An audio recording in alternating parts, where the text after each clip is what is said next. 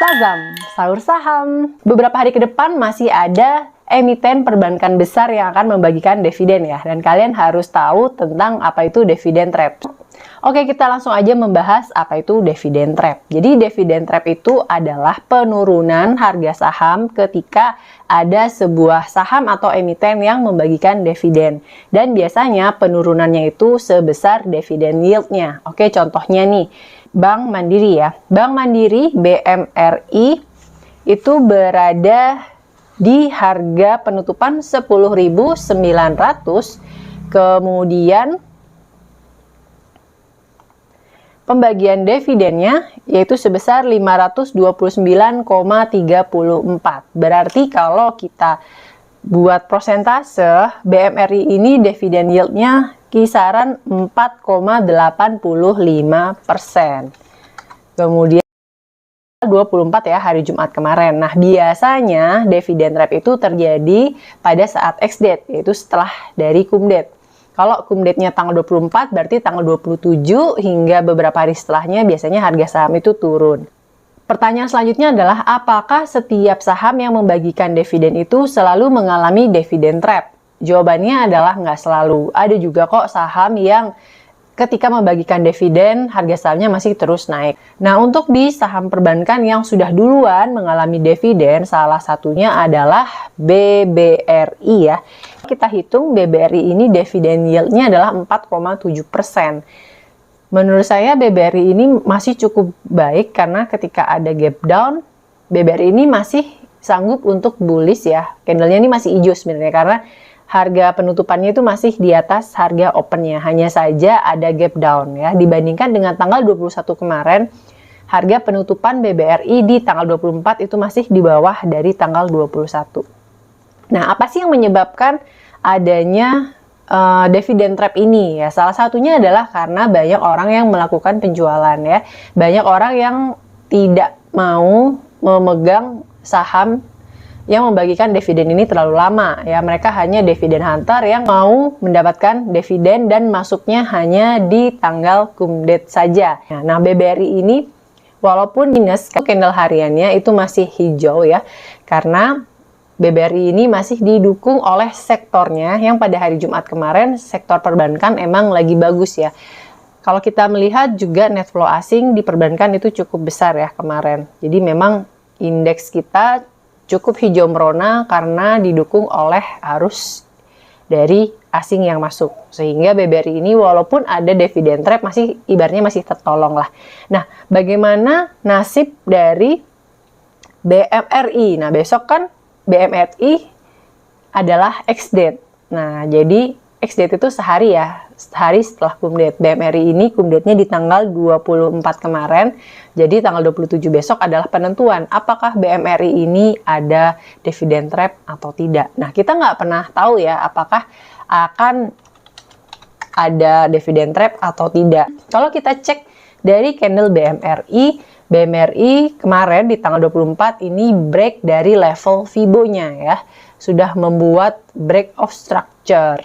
Nah, kita lihat resisten sebelumnya dari Bank BMRI ini ada di kisaran 11.000. Jadi untuk saat ini menurut saya BMRI ada peluang untuk bisa masuk ke 11.000. Tetapi kalau kalian punya nih saham BMRI dan kalau kalian mau take profit dulu, ya perhatikan area 11.000 tadi. Apakah 11.000-nya ini masih kuat ketembus atau tidak ya. Kalau misalkan nggak kuat ketembus, kalian take profit aja dulu di kisaran 11.000. Nah, kemudian untuk saham-saham yang masuk ke dalam calon watchlist ya, yang masuk ke screeningan dari list prof di bot saham, untuk saham perbankan yang ternyata ada corporate actionnya ya, itu ada masuk screeningan ya, Bank BCA, Bank BNI, dan juga BBTN. Nah, kita perhatikan lagi chartnya satu persatu dan kita hitung risk rewardnya. Contohnya Bank BCA ya. Bank BCA untuk dividen yield-nya itu kalau saya hitung sebesar 1,8. Nah, saat ini Bank BCA itu berada di harga 8.825. Resisten terdekat itu ada di 8.950. Nah, di sini kita perhatikan dari 8.825 ke resisten terdekat itu berapa persen. Itu kan kalau kurang lebih sekitar 1,5%-an ya untuk dari 8.825 ke 8.950. Tapi misalkan harga sahamnya itu kemudian tiba-tiba turun, ya kemungkinan turunnya sekitar 1,8%.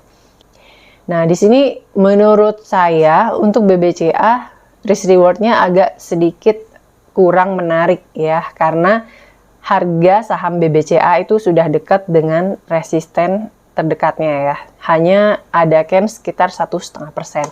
Nah, berbeda dengan Bank BTN ya. Bank BBTN ini akan ada cum dividen ya, sama dengan Bank BCA yaitu di tanggal 28. Jadi ada waktu sekitar 2 hari lagi ya. Ada waktu 2 hari lagi. Kemudian kalau kita perhatikan saat ini BBTN ada di level Fibo 50% ya. Kalau BBTN bisa close atau bisa menembus area 1311, maka bisa kita simpulkan tren dari BBTN ini sudah berubah dari downtrend menjadi uptrend dan peluang untuk menembus resisten berikutnya itu masih jauh ya. Resisten atau swing high dari BBTN ini di area 1410. Jadi range-nya untuk BBTN ini masih lebih panjang dibanding dengan BBNI dan juga BBCA. Oke. Nah, ini menurut analisa saya ya. Kalau kita memperhitungkan risk dan reward. Ini adalah tugas yang harus teman-teman analisa sebelum kalian membeli saham ya. Kalau kita mau masuk di saham ini ya, misalkan kita mau masuk di BBTN di harga 1311, maka kita punya peluang profit sekitar 7% dengan target profit itu di harga 1410. Jadi 7% ini masih worth it ya. Nah, kalau kita menghitung kemungkinan ada dividen trap di BBTN itu kisarannya sebesar 3%. Jadi masih ada selisih kan. Kalau kita masuk, kemudian target profit kita di 7%, ada dividen trap 3%, kemudian kita juga stop loss-nya. Kita di sini pergunakan juga perhitungan untuk stop loss ya. Nah, kalau untuk BBTN sendiri karena masih berada di level Fibo bawah, untuk saya, untuk swing yang agak medium, kalian bisa mempergunakan stop loss di ketika harga BBTN ini turun dari 1150. Atau kalau kalian mau melakukan stop loss ketat, maka pergunakan area di 1180 untuk BBTN ya. Oke, itu dulu pembahasan mengenai dividen trap dan juga analisa saham yang kebetulan masuk ke dalam saringan dari list Profitunity untuk hari Senin besok ya. Perhatikan bahwa nggak semua saham yang masuk ke dalam watchlist dan nggak semua saham yang mungkin valid di hari Senin besok itu bisa kita ambil. Tetap kita perhatikan lagi yang namanya risk reward, dan kalau kalian mau masuk, kalian juga perhitungkan yang namanya perhitungan lot size. Perhitungan lot size ini berkaitan dengan risk trade ya, atau resiko trading. Kalau saya menggunakan resiko trading 1%. Nah, saya juga sudah pernah membuatkan perhitungan dan juga membagikan file Excel tentang bagaimana cara menghitung lot supaya kalau kita rugi, kita hanya rugi 1% dari modal. Nah, kalau kalian males menggunakan file Excel, kalian juga bisa menggunakan bot Telegram. Nama botnya yaitu bot Momo.